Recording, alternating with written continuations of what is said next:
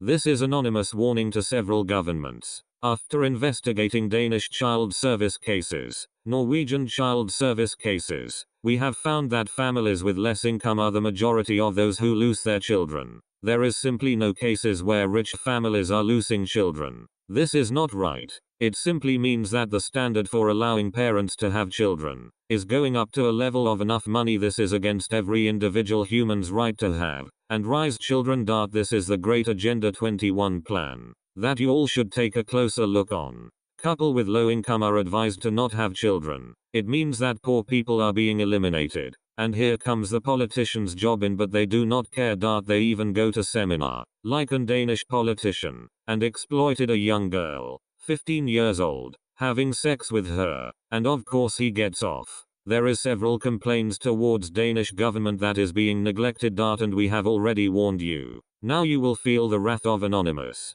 We declare cyber war on Danish government. We also warn the Norwegian government to alter the laws in child service cases, or else you will be seeing more from us. The limit has been reached. We also will like to warn Norwegian governments about the blackening campaign against former politician Per Sandberg and his wife from Iran. We Anonymous has information about this case, and we know that this is to get a free-speaking politician out of parliament, because he was telling too much truths. So Norwegian government and child service, you only get this one warning. So to French government, this seems like you also need a warning after this information come to our attention. The Court of Accounts had already pointed out these lack of payments and diversions between ministries, but obviously ineffective. Circulate this message, that the whole France knows it. We take for go-go's. For once a senior leader tells us the truth. Evelyne Dubin went on France Blue but not on a national TV channel. Why?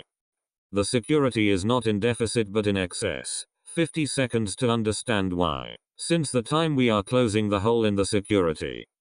Evelyne Dubin, the signatory of this document, needs a good dose of courage to have written this text by naming herself. So Anonymous is aware of this, and if something happens to her, French government will be in big trouble. To transfer as many times as you can. Health insurance 50 seconds of breathtaking reading. Do you know that? 1. A portion of taxes on tobacco, intended for the SICU, is not paid. 7.8 billion. 2. Part of the taxes on alcohol, intended for the SICU, is not paid back. 3.5 billion. 3. A portion of automobile insurance premiums, intended for the SICU, is not refunded. 1.6 billion. 4. The tax on polluting industries, intended for the SICU, is not refunded. 1.2 billion. 5. The share of VAT, intended for the SICU, is not paid. 2 billion. 6. Late payment to the SICU for the subsidized contracts. 2.1 billion. 7. Late payment by businesses. 1.9 billion. By making a stupid addition, we arrive at the figure of 20.1 billion euros. Conclusion.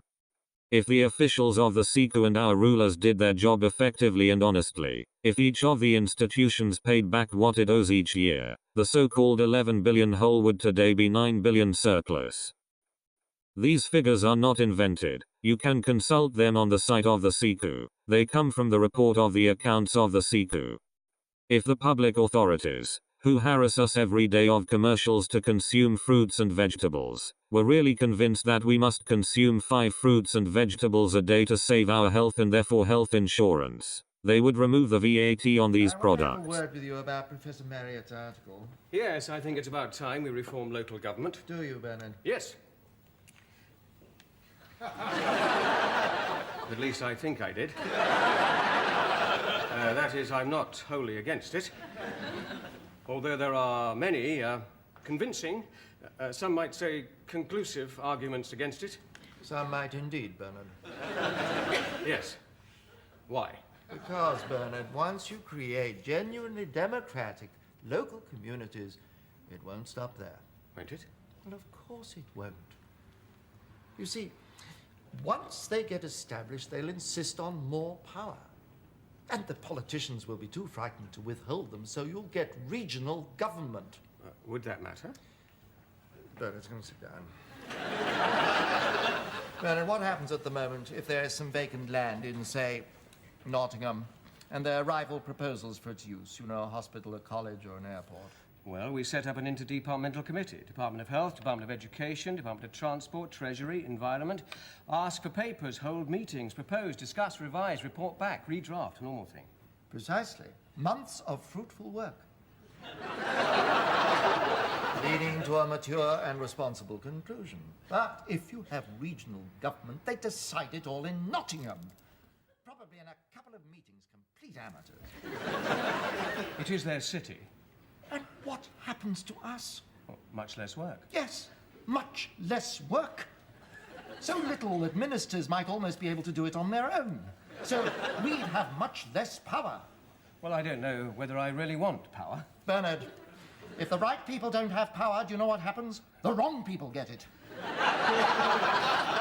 Politicians, councillors, ordinary voters. But aren't they supposed to in a democracy? This is a British democracy, Bernard. How do you mean? British democracy recognizes that you need a system to protect the important things of life and keep them out of the hands of the barbarians. Things like the opera, Radio 3, the countryside, the law, the universities, both of them.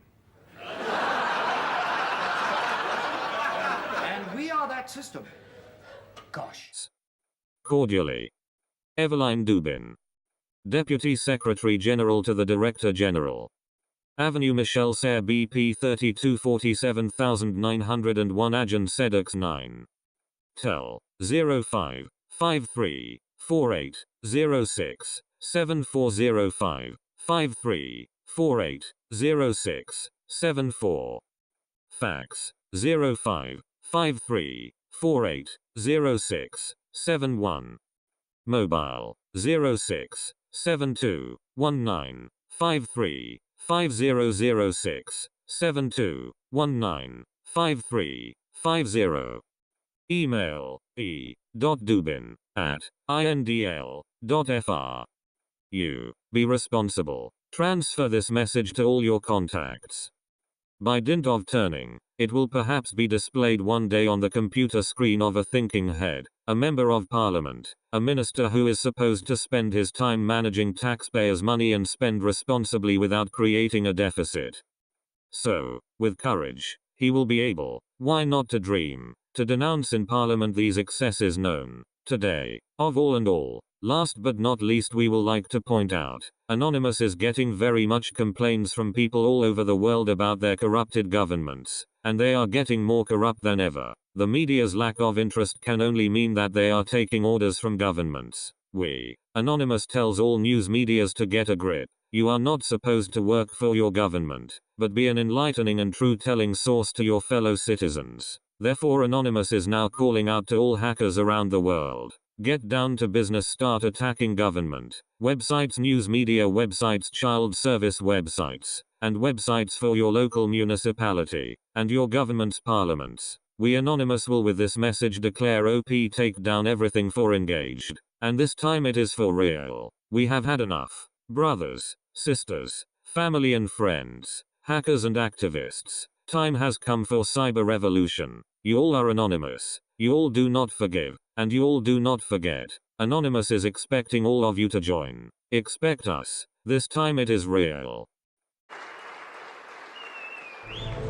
Enemy is approaching fast. Requesting orders. General, what should we do? There's no response from command.